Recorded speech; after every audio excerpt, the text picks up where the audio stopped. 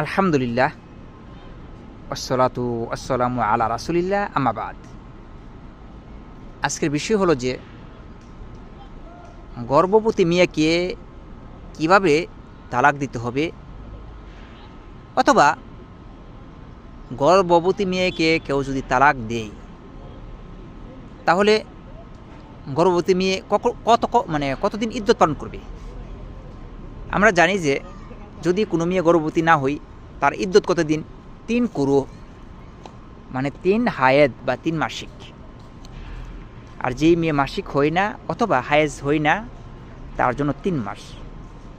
কিন্তু গর্ভবতী মেয়ের জন্য কিন্তু ভিন্ন, এটা ভিন্ন মাসালা অথবা ভিন্ন ইদ্যত। যেমন ধরুন কোনো ছেলে তার স্ত্রীকে তালাক দিয়েছে কিন্তু সে গর্ভবতী, তাহলে মানে এই যে গর্ভবতী মেয়ে কখন বিচ্ছিন্ন হবে স্বামী থেকে, যেহেতু তালাক দিয়েছে। কারণ একটা মানুষকে মানে কোনো একটা মেয়েকে তালাক দিলে এটার দুটি হুকুম হবে। একটা হলো যে বিয়ে ছাড়া তাকে ফিরে নিতে পারবে, আবার দ্বিতীয় বিষয় হলো যে যদি মানে ইদ্যত শেষ হয়ে যায় তাহলে পুনরায় আবার বিয়ে করতে হবে। কিন্তু গর্ভবতীর সম্বন্ধে তো কি সেম একটা ইদ্যত আছে। তাহলে গর্ভবতী মেয়ের ইদ্যত কতদিন, এই বিষয় গুরুত্বপূর্ণ। মনে রাখবেন যে গর্ভবতী মেয়ের ইদ্যত হলো যখন সন্তান মানে জন্মগ্রহণ করবে তখনই তার ইদ্যত শেষ হয়ে যাবে, মানে সে স্বামী থেকে বিচ্ছিন্ন হয়ে যাবে। এর আগে যদি স্বামী সন্তান জন্মগ্রহণ করার আগে যে কোনো সময় ইচ্ছা করলে তার স্বামী তাকে ফেরত নিতে পারবে, কোনো বিবাহ ছাড়া। বিবাহ করতে হবে না। যখনই সন্তান জন্মগ্রহণ করবে অথবা প্রসব করবে তখনই ওই মেয়ের ইদ্যত শেষ হয়ে যাবে। এখন সে ইচ্ছা করলে মানে কি মানে স্ত্রীকে কি বিনা মানে বিবাহ ছাড়া সে তাকে ফেরত নিতে পারবে না।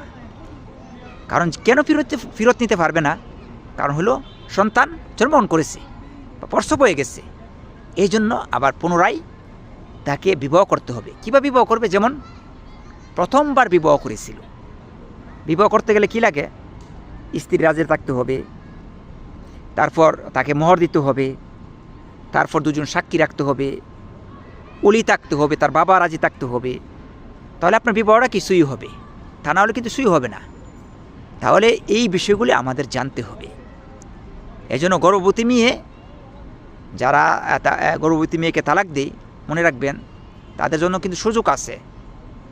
সন্তান প্রসব করার আগে ইচ্ছা করলে বিবাহ ছাড়াই কি আপনি স্ত্রীদেরকে আপনারা নিতে পারবেন, কিন্তু 2 জন সাক্ষী রাখবেন। মনে রাখবেন 2 জন সাক্ষী রেখে আপনার স্ত্রীকে মানে সন্তান জন্মগ্রহণের আগে বিবাহ ছাড়া আপনি নিতে পারবেন।